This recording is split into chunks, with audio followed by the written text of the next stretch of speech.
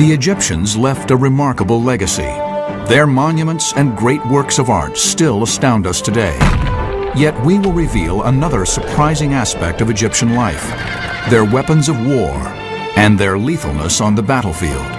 Archaeologists have found evidence of some of the most incredible ancient battles ever fought, changing much of what we thought we knew about the ancients. This is the story of the battle for supremacy of the superpowers of the ancient world.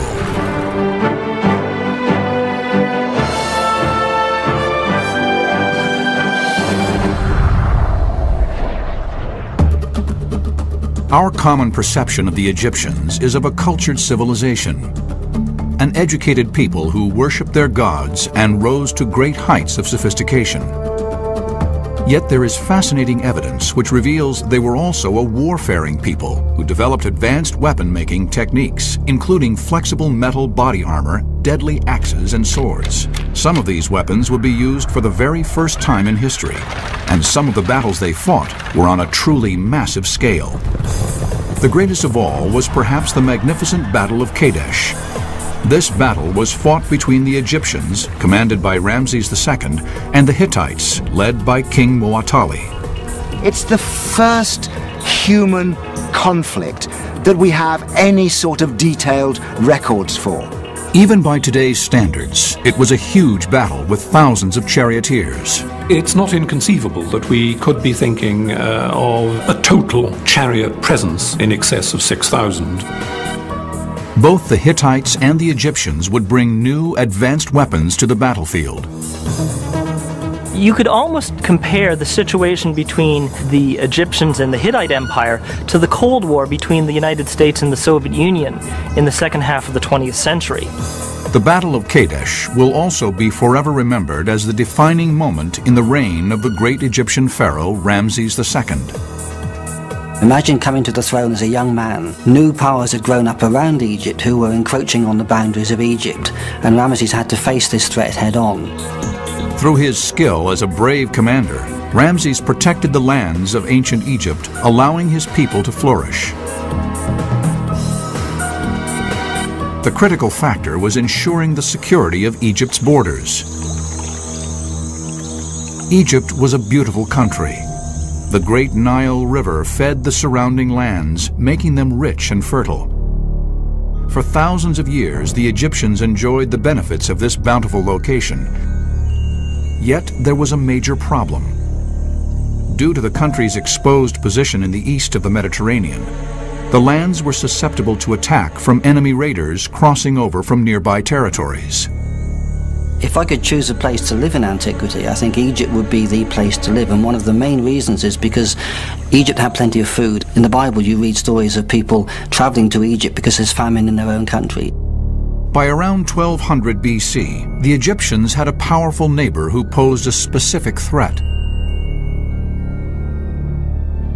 The hostile civilization was the mighty Hittites. They were both forces to be reckoned with. The Hittite kingdom had, at its height, controlled large swaths of the country now known as Turkey, as far east as the Euphrates River and as far south to the Egyptian border to the lands we now know as Syria. The earliest record of their existence is from 1900 BC, and they were a powerful force for over 700 years. Yet their magnificent empire was almost lost to history. For thousands of years, little was known of their civilization, until a series of remarkable discoveries were made in Hattusha, Turkey in 1905. This amazing site is still producing a constant stream of evidence of weapons and ancient architecture. Archaeologists have now used the data to recreate these imposing city walls and give us a glimpse of the impressive size and power of the city. The empire, the state, can document its power by building and sustaining these large monumental walls. Some features of these walls are maybe comparable to present-day representative buildings like, let's say, the White House in Washington or other state buildings all over the world, which are also built to represent and document the power of a given state. We now realize how important the ancient city of Hattusha was. and how powerful a military powerhouse the Hittites had become. They had to have a large, powerful, well-trained and well-organized army. It was one of the key factors in their policy. They have discovered some rare and intriguing finds which show the Hittites' level of craftsmanship in their weaponry. They include superb bronze arrow and spearheads, cutting knives, and an extremely well-preserved 3,000-year-old axe head. One particularly revealing find was a magnificent stone carving found on a wall 10 miles north of Hattusha, which shows the curved swords used by the Hittites in battle. These gods are depicted all the same, holding a sickle sword. We think that the sickle sword is a significant weapon of the Hittite army.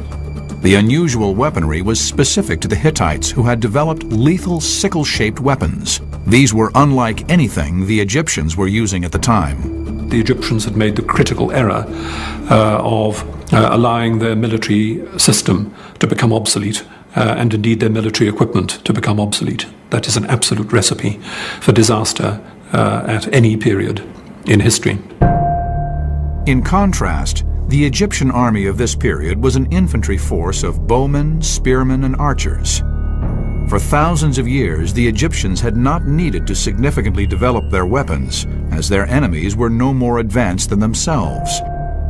But all this would change when they came into major conflict with the Hittites. The stockpile of Egyptian weapons would be severely tested, weapons such as the mace. In Oxford, England, is one of the earliest mace heads ever found. This stunning weapon is known as the mace head of King Scorpion. This 3,000-year-old beautifully carved mace head was used in ceremonies, yet other simpler versions were used to smash heads open on the battlefield. The technology for putting the hole in the middle of the mace is really quite phenomenal. What they do is they heat the rock, they drop water on it, a few droplets at a time, just enough to cause a small crack. Then you can chip the crack away and you can repeat it and repeat it and repeat it, and eventually there is a hole in the middle which can then be worked smooth.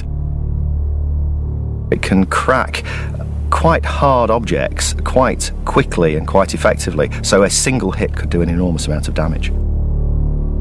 It was an awesome weapon, if used on an unprotected skull. By using 21st century technology, we can see just how much damage a heavy stone mace can inflict on the bones of a skull. Using a camera that shoots at 2,500 frames per second, we can see the incredible destruction wrought by this weapon.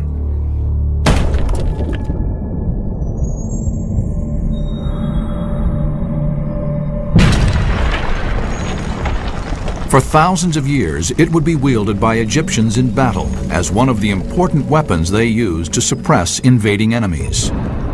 But when armies reached Egypt's borders who wore metal helmets, the mace became useless.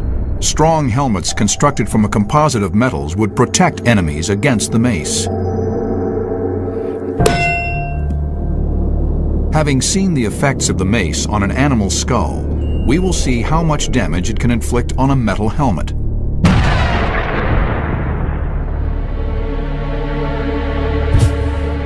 Let's have a look here. Oh, hit right on one of the rivets. And there we go. Perfect little match. It's not really penetrated though. Bit of a headache, but you might survive that.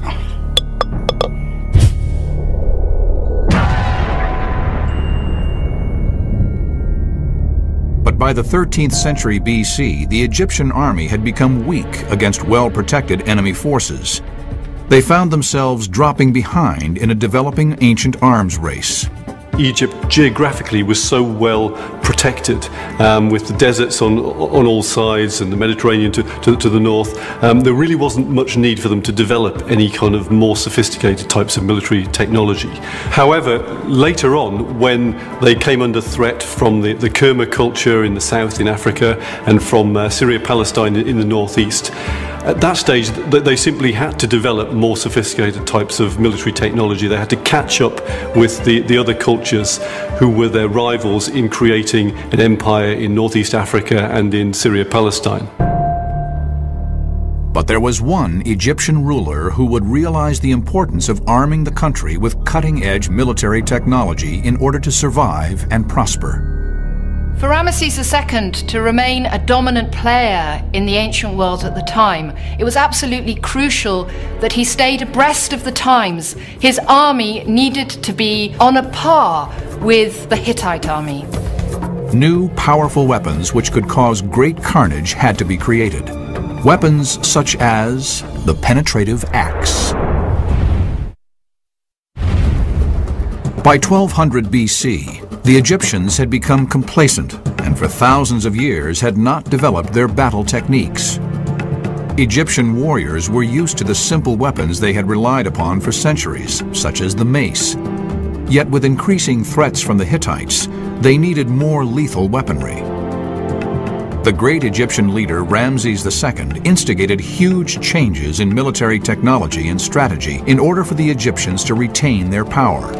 He became the archetypal pharaoh, and it's not a surprise that virtually all the pharaohs of the 20th dynasty called themselves Ramses. Ramses was the son of Seti I and was born around 1302 BC. At the age of 14, he was appointed Prince Regent by his father. He is believed to have taken the throne in his early 20s and to have ruled between 1279 to 1213 BC. He would become the most prolific pharaoh to have lived, with many of his monuments still surviving today. These include the famous rock-cut temple at Abu Simbel, the stunning decorative hall in Karnak, and the mortuary temple, the Ram Museum at Thebes. Even after thousands of years, the splendor of these sites still confounds modern architects and engineers.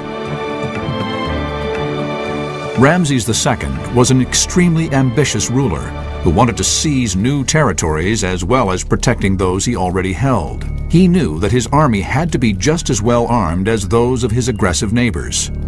One of the first things that Ramesses had to do was to face a new threat to Egypt, and this was the Hittite Empire. They were the new emerging power in the Middle East, and they were attacking the boundaries of Egypt and disrupting the trade into Egypt. But how would the Egyptians tackle this difficult task? Under Ramses, they began by capturing, then adapting their enemies' weapons. In 1720 BC, Egypt was invaded by a warring people called the Hyksos. Egypt defeated the Hyksos and then took their more advanced weapons and copied them. The princes from Thebes had driven out the Hyksos from Egypt, but they'd learnt by experience that they were able to adopt and adapt the weapons that had come into Egypt at this time. And from that point on, for a foreign foe approaching the Egyptian army, they knew they were facing the latest technology and the best weapons. Amazingly, one of the most dangerous weapons developed by the Egyptians was the penetrative axe. In the Cairo Museum, there is a spectacular example of a 3,500-year-old ceremonial axe. The precision of the weapon maker was so fine that the axe is still sharp today. The combining of different metals to make stronger weapons became key. In Herefordshire, England, blacksmith Steve Blewett uses techniques which have not changed for thousands of years. Yet during the Egyptian period, new metal compounds were used in weaponry to make them stronger. Every small improvement would give the army an advantage.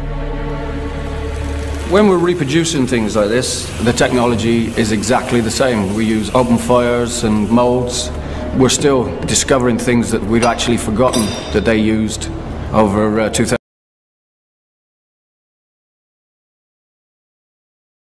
years ago. This is a bronze Egyptian penetrative axe. As far as we can gather, it probably would have been used on fleeing and wounded opponents. The new, stronger penetrative axe could cause serious damage against most protection.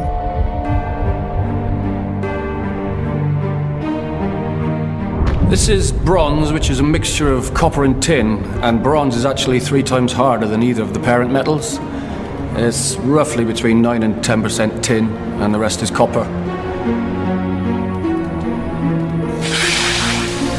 The forging of these metals is something that blacksmiths would struggle with today. Previous to that, they were only using copper, which could also be work hardened, but it lost its edge a lot faster. and it didn't cast so well as bronze. Some of the workmanship involved is, you know, we would struggle to do it today. The use of bronze ensured that the axe heads were stronger and would keep their sharp edges for longer. In the right hands, they were lethal. Today, Egyptologists are now starting to truly understand the advanced metallurgy behind weapon technology in Egyptian times. This is a replica of an ancient Egyptian battle axe. It dates to the period of the New Kingdom, which is the time of Thutmose III and Ramesses II. Now, it's very easy to look at museum objects in glass cases and look at them as nice objects in their own right, but it's easy to forget this is a killing machine. It was designed to actually kill people. The copper or bronze blade is actually lashed to the handle with leather thonging. Now, it may seem a very flimsy way of securing it, but the leather is put on when it's still untreated, and it shrinks and tightens, and that's a really secure fixing. That means that soldiers can do their own maintenance. If they have a damaged handle, they can replace the handle and do it themselves. You don't need a big military workshop there. This long haft of the axe, it gives it a longer swing when you're using it, and this flared shape at the end, again, that's not just nice design, it's to stop the axe falling out of your hand when you're using it if you're hot and sweaty. But how powerful was the penetrative axe when tested against an ancient helmet?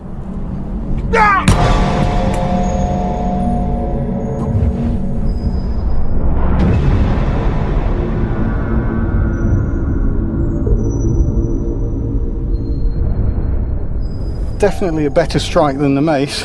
Almost managed to cleave the helmet. Right through inside, probably a fractured skull. Not a happy bunny.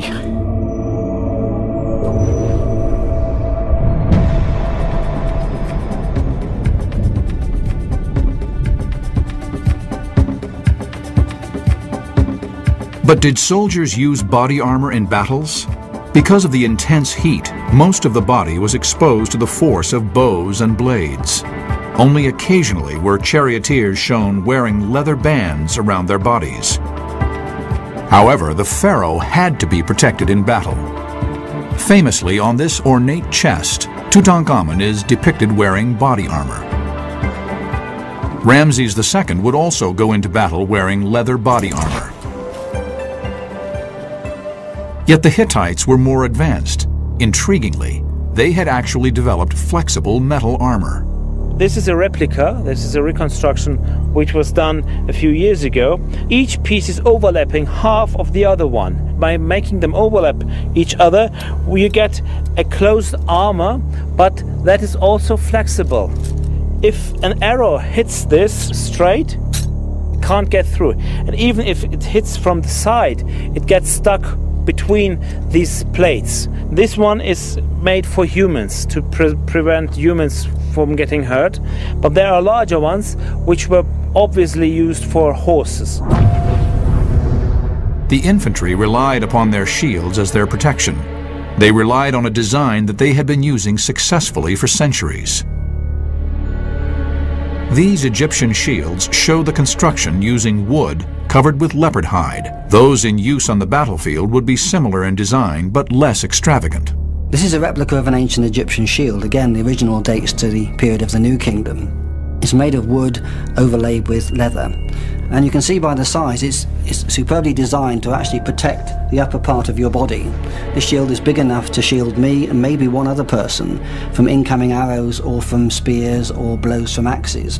It's also large enough to kneel behind. Imagine facing the incoming Egyptian infantry. They have a wall of shields like this. They will be impenetrable to your arrows and when you're at close quarters to your swords and battle axes. Ramses II demanded the best weapon technology available for his troops, but he was up against great competition. Weapons such as the kapesh were particularly deadly. Its curved shape derived originally from a farming sickle used to cup crops. Although it had humble origins, the kapesh was in fact an extremely effective and versatile weapon. The cutting edge is actually on the outside of the curve. This is a straight-edged sword, probably been brought in by mercenaries, based on a Greek design really. The Romans also used swords similar to this, and they were used throughout Europe. Their skill was far superior to ours in a lot of respects. And we have definitely lost some of the technology, and we're actually now rediscovering it. These 3,000-year-old swords are the type to have been favored by Ramses II. They are European straight swords, which were tapered to a point with the center of gravity at the back. They were lightweight and could be used by an average infantryman for fencing. Their slashing power made them a deadly weapon. The Hittites and other enemies of the Egyptians favoured a straight sword. It's a good thrusting sword, but in open combat it can still be used to slash, so it still has a cutting capacity. It's a dual-purpose weapon. The Egyptians favoured the khopesh. It has this curved blade, and the thing about curved blades is, as they lay on the flesh, they naturally impart a slicing motion. They're technically more efficient at the cut. I've looked at these on the wall carvings for years and always thought they were rather primitive, like a sickle. They've just picked up an agricultural tool. It was a primitive, ungainly, ugly weapon. But this fine reproduction tells me it's a really beautifully designed weapon. In fact, it's almost perfectly designed because it has every function. I can still thrust with it because the curve is so created that the thrusting point is a direct line from my shoulder. And it's also got this little hook, so I can get in, I can hook an enemy's shield, bring it down and jab him in the face. And if that hasn't done it, slash open his jaw.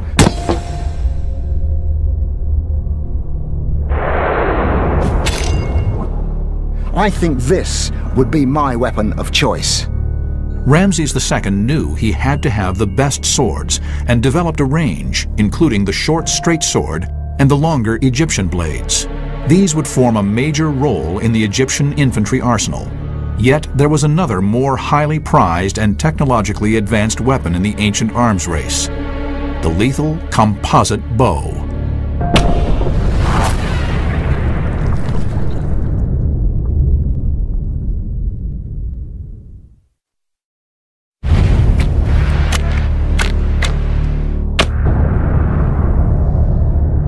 In Egypt in the 12th century BC, Ramses II was building a powerful fighting force to protect Egypt and conquer new lands. Yet he would need the most advanced weaponry available to achieve this. One of the most highly developed weapons which would impact on the battlefield was the composite bow. Deep in the bowels of the Cairo Museum can be found a unique set of Egyptian composite bows. These amazing weapons are 3,000 years old and have been magnificently engineered. Bows and arrows had been used for centuries by the Egyptians, but invading enemies like the Hyksos brought new technology. You have the Hyksos coming in with their compound bows, confronting the Egyptians. They can stand off out of range of the Egyptians and shoot them to pieces with compound bows. And the only solution the Egyptians have to that is to get the compound bow themselves. The Egyptians first used simple bows, which were between 3 to 6 feet in length, but these would be outperformed by the more powerful composite bow. It was constructed to achieve the greatest possible range while retaining a manageable size and weight. Inside here is an extremely sophisticated piece of engineering. The engine of the bow is created using thin strips of buffalo horn, which keep their shape and act as a powerful spring during firing. The horn was attached to a pre-formed piece of wood with resin and left to set for a month. Once that's set, then the string comes off, and that's a bonded unit. Your horn's there. You've got a powerful spring, but there's so much energy locked up in there that it will explode on release and could break. To bind the structure together, animal sinew was used. Beaten until fibrous, it was bound around the main structure for greater penetration.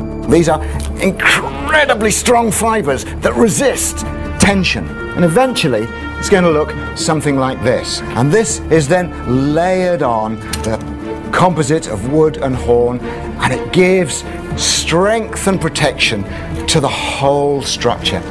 All the elements of the bow were held together using a resin glue derived from fish, but this would take a great deal of time to set. This is going to take something like 18 months to 2 years before it sets to the right and stable consistency. So making a composite bow was a very highly developed technology, but it was an incredibly expensive technology. Today's equivalent composite materials are fiberglass and carbon fiber. It's the same thing. Horn is essentially carbon. So when that's laminated with fiberglass, these are the materials that we go to space in and the other gizmos of our modern day society. But the concept of composite structure giving extreme strength is as old as the Egyptians.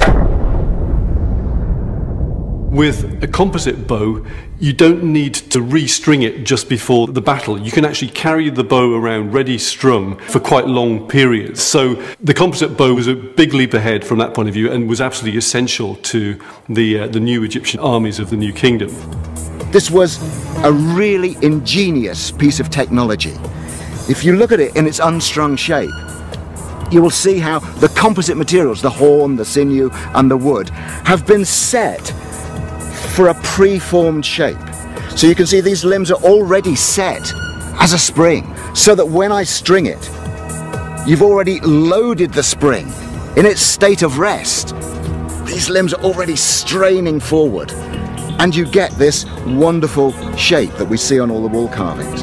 And then when I pull it, it changes shape yet again and metamorphosizes into this wonderful crescent arc, full of power.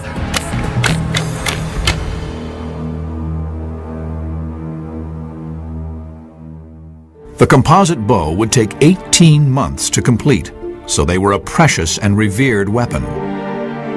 These extremely ornate composite bows were found in the tomb of Tutankhamun and are some of the finest examples ever discovered.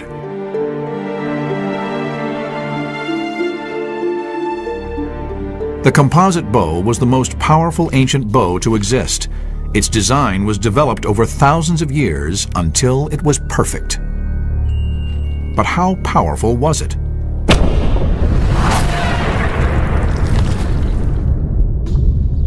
This is a bow of the Mongolian type. It's a horse archer's bow, designed to be used from horseback. These that you see here are seers, and they're held to the bow by the knee, and they extend extra energy to the bow once it's drawn back. They give you a virtually unlimited draw right back across the chest, and that's when the bow really starts working. That's when the seers impart the energy to the bow.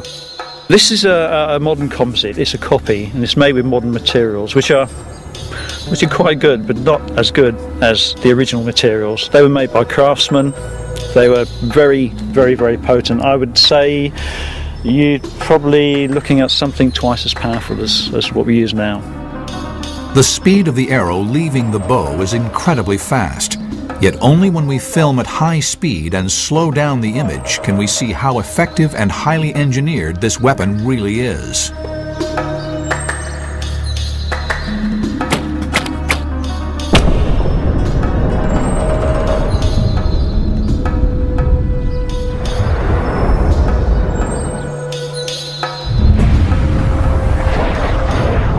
Action!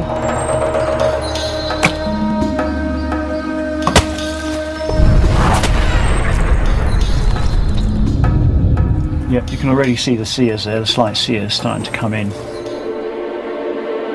Once the arrow is released, it actually bends around the bow to allow it to carry on straight. And then what it does is what we call fishtail, from side to side until it straightens up.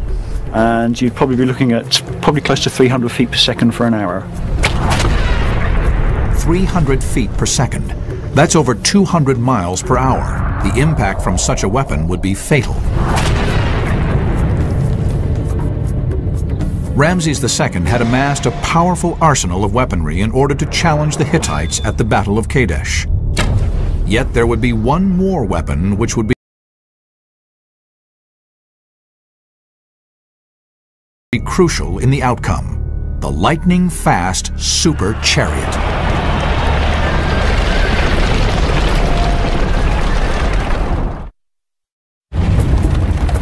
In the ancient world, chariots became the most important piece of military equipment that a superpower could possess. Chariots evolved over time from what was initially quite a clumsy cart with solid wheels and so on, into eventually the ultimate war machine, very lightly built, very efficient. It was probably the most complex object that anybody in the ancient world ever attempted to construct. The warrior pharaohs of Egypt came into conflict with enemies who were using fleets of chariots in battle. They began to build up their own chariot corps through trade and seizure. Once they had mastered the art of chariot building, the Egyptians developed their own vast fleets. Images on tombs actually show mass production of war chariots being manufactured ready for battle. This was clearly a unique moment in history when, for the first time, the entire resources of a state were deployed to producing a chariot on what was essentially the first production line in history. Recent discoveries that were made at the site of Ramses' capital at Ramesses in the Delta have actually revealed a military-industrial complex complete with workshops for manufacturing various types of weaponry, and even essentially a storehouse for chariots and parts of chariots. Not only had the Egyptians adopted the chariot, they had nearly perfected it by the time of Ramses II. They had turned the machine into the finest of the ancient world. The Egyptian craftsmen took the chariots, and they're technically incredibly difficult things to make. The wheels, masterpieces of construction, but they made a light, fast chariot which was better than the enemy's chariots. The English chariot expert Robert Herford has built replicas of both Egyptian and Hittite chariots. It's a light, maneuverable, nippy job. You can imagine it being very maneuverable in tight corners and useful thing around a crowded battle scene. The Egyptian chariots consisted of a lightweight wooden circular cab with an open back on top of an axle with two wheels with either 4 or 6 spokes. The wheels were meticulously assembled. This is the sort of thing that the ancient Egyptians were using. It's a bent wood rim. Outside that is a rawhide tyre. The spokes are actually braced by tyings of animal fibres round their roots here, and so that was the way it was done in the Bronze Age. The beauty of the Egyptian chariots was that they were strong but extremely lightweight and maneuverable. In contrast, the Hittite chariots were much heavier and more solid. They were good for charging through ranks, but much slower. Each had its merits. By positioning the axle further back on their war chariots, the Egyptians created a chariot which had a much sharper turning circle, allowing them to move quickly. Yet the Hittite chariot's heavy axle enabled them to carry a third man into battle. Here we have a detail of the Battle of Kadesh, and you have a typical Hittite chariot. It's a larger, heavier chariot than the Egyptians have, holding a 3-man crew. Also typical of the Hittites is this distinctive hourglass-shaped shield. You would have had a driver, a shield bearer, and an archer. The third man's role was to shield his fellow charioteers from enemy weapons. He was aboard to give protection to the archer, because when they were being attacked by other chariots, then it was a question of maneuvering, and the Egyptians would try and get alongside, usually along the right-hand side where it's difficult for the archer to shoot across the driver, and they would come alongside and shoot at the chariots. The shield bearer could give the archer and the driver some protection to that. The shield bearer also carried a spear. The spear was used to drive off any of the infantrymen coming too close to the chariot. It could, in extreme circumstances, be used like a lance. You could get a Hittite chariot coming up behind an Egyptian chariot, and you'd go for the horses. So the shield man with his spear had a dual function: to fight other chariots and to protect against infantry. You look at the Hittite chariots, and essentially you've got somebody with a spear, somebody with a shield, and so on. They just don't seem to have had the same brilliant conception of the chariot as a way of moving your archers very rapidly around the battlefield. The superior speed of the Egyptian chariots gave them a great advantage. Although only carrying 2 men, they could escape their enemies quickly by moving out of range or making lightning surprise attacks. A superb ceremonial example can be seen in the Cairo Museum. You can see what one of these ancient Egyptian chariots would have looked like from the examples preserved in the tomb of Tutankhamun. And here you typically see a very wide axle, much wider than the chariot car itself, with the wheel set very far back at the back of the cab. The cab itself is very small and very shallow, so it would have been a tight fit for both a driver and an archer to sit in one of these chariots.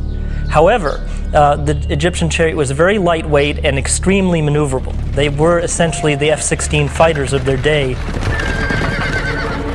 Ramses II had amassed his men and their high-tech weapons. He was now ready to go into battle. We have to remember that the ancient Egyptians hadn't had the horse and chariot before the New Kingdom. So Ramesses II, with the combination of the composite bow and the horse and chariot, really did have the peak of military equipment. Ramses II's reputation as a great military leader would rest on his success at Kadesh. But when would he strike? The stage was set for the Battle of Kadesh. Ramses II had prepared his forces with the finest weaponry and was ready to embark on one of ancient history's decisive battles. He led his infantry and charioteers on a 1,000-mile journey northwards to oust the Hittites from the city of Kadesh. The power struggle between the two great societies was about to reach the breaking point. Ramses wanted to avenge the encroachment of the Hittites on Egyptian territories. The Hittites were empire building and set their sights on the valuable trade routes in and out of Egypt. The Egyptians had lost the province of Kadesh in Syria 50 years before Ramses came to the throne, and the empire had survived quite nicely without it. But the Egyptians seemed to have had an obsession with Kadesh. They couldn't let go of it. They had to get it back to save their own face. The citadel of Kadesh sits on a tall rocky mound in the middle of a vast plain, an ideal theatre of war for chariots. And that valley was a crucial and lucrative trade route. Ramesses wanted that, and that is why he marched his army nearly 1,000 miles to face King Muwatalli and take Kadesh. Ramses finally arrived on the edges of the plain below Kadesh. He knew King Muwatalli's Hittite troops were in the region, and he would face an awesome force of thousands of troops and well-armed charioteers. He was outnumbered, and his only chance of victory would be in the strategic deployment of well-armed infantrymen, but more specifically, his skilled bowmen attacking on their high-speed chariots. But what strategy did Ramses employ to make sure his archers had the advantage? The key would be the pattern of short, sharp attacks and the rounds which could be fired in quick succession. As a way of demonstrating this technique, weaponry expert Mike Lodes will fire a composite bow from a chariot to show the pattern of forays which would be undertaken by the Egyptians. For demonstration purposes, we have used a platoon of Roman soldiers to represent the Hittites, who fought in a much later period, but would have had similar shields and helmets for protection. The chariot wasn't used like a tank. It wasn't a contact weapon for smashing through, because if you've got a dense phalanx of men and you charge with a chariot, it's got horses at the front, it's a light vehicle, there's no real weight there. After the first two ranks, the speed is frustrated, the chariots come to a halt, the charioteers hauled off and killed. So it's not used for that sort of contact. What it's used for is against infantry. It needs to frustrate the movements of infantry on the battlefield to get tactical advantage. As I'm riding in, I want to see how many arrows I can drop into this block.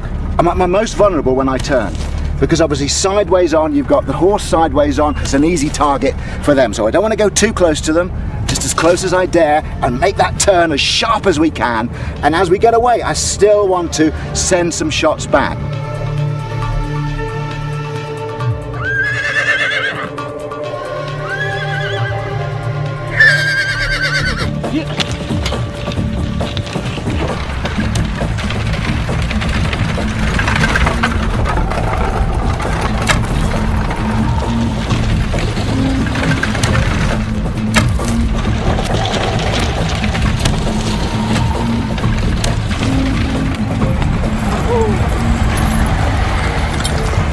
I got 10 arrows into that body of men. Now, 250 meters, you've got to consider riding perhaps a horse's length behind each other. You'd easily get 50 chariots in that loop. So that's a rate of about 1,000 arrows a minute. An Apache helicopter gunship only shoots 1,200 rounds a minute. I mean, it's phenomenal that this ancient technology is close to matching that. Quite extraordinary.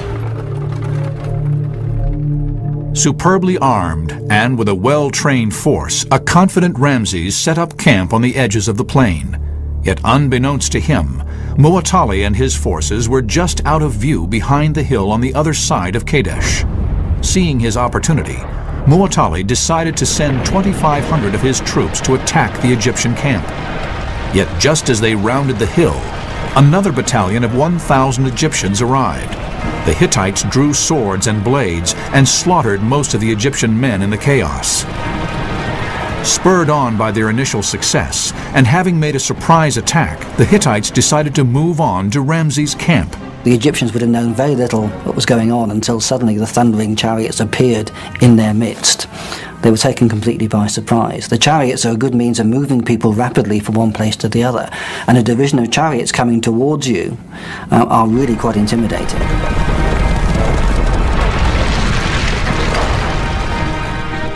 In a legendary act of warfare, accounts describe how Ramses rallied his troops and led them in a terrifying counterattack against the Hittites.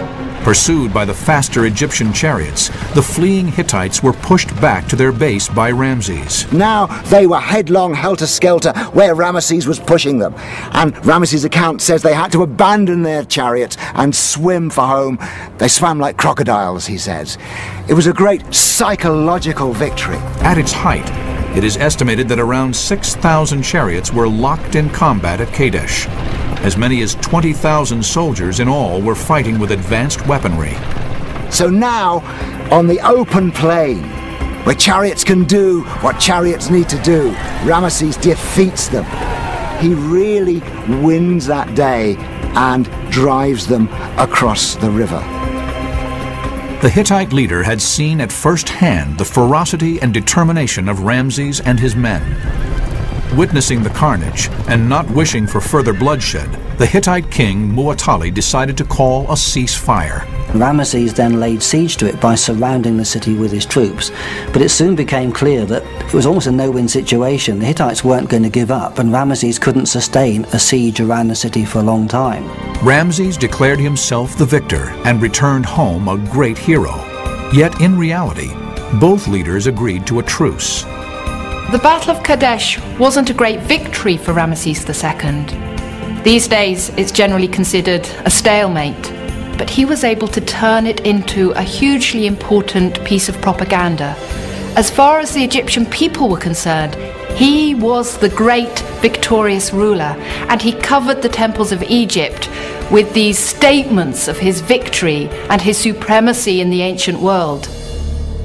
There continued to be skirmishes around Kadesh for another 15 years, yet no battle as fierce as the Battle of Kadesh was fought there again.